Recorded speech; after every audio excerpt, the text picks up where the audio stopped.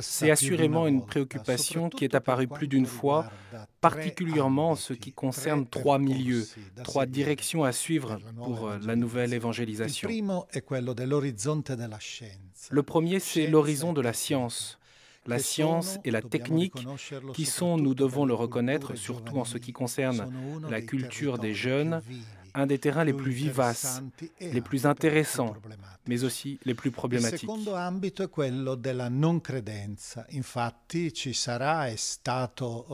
Le second champ est celui de la non-croyance. Il y aura, cela a été demandé par de nombreux intervenants, une référence aux non-croyants dans les propositions, à ce qu'est devenu le parvis des gentils. C'est un aspect important, non pas pour une évangélisation, mais au moins pour une première annonce. Le christianisme se présente avec sa grande tradition culturelle, séculaire, il se présente à la culture contemporaine, et donc aussi à la culture non-croyante. Il y revient pour être percutant. Le troisième et le dernier horizon est celui, je dirais, de la jeunesse, les jeunes générations. Et là, on doit parler du langage. Il me semble que sur ce point, le synode était attentif et le sera à travers ces documents.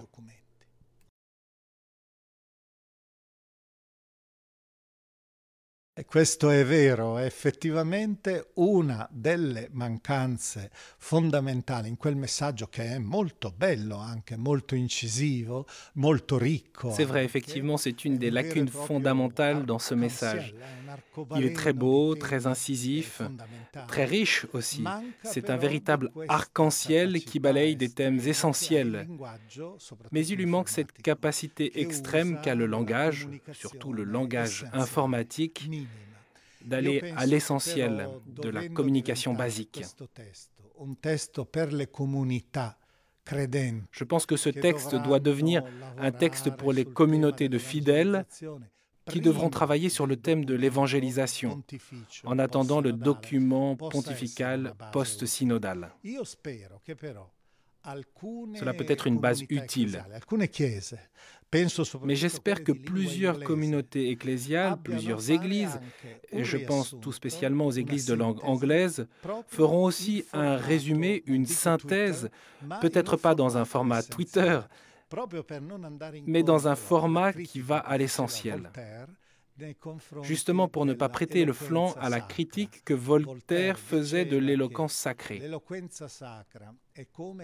Voltaire disait que l'éloquence sacrée est comme l'épée de Charlemagne, longue et plate.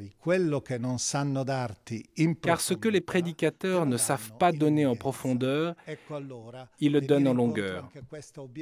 Alors il serait possible de contredire cette objection laïque par le recours à quelques formules du langage Internet.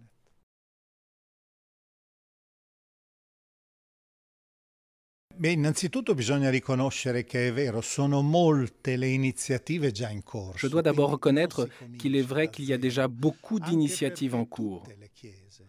On ne commence pas de zéro, notamment parce que toutes les églises ont remarqué que nous nous trouvons dans une situation de carence d'évangélisation.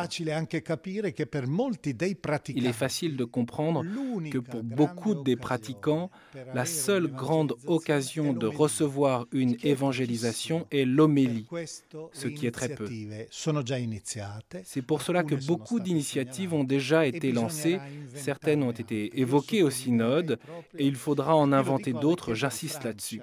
Et voilà ce que je dis à l'Église en France, qui a toujours été très créative. Il sera nécessaire d'avoir un peu d'imagination et de fantaisie aussi.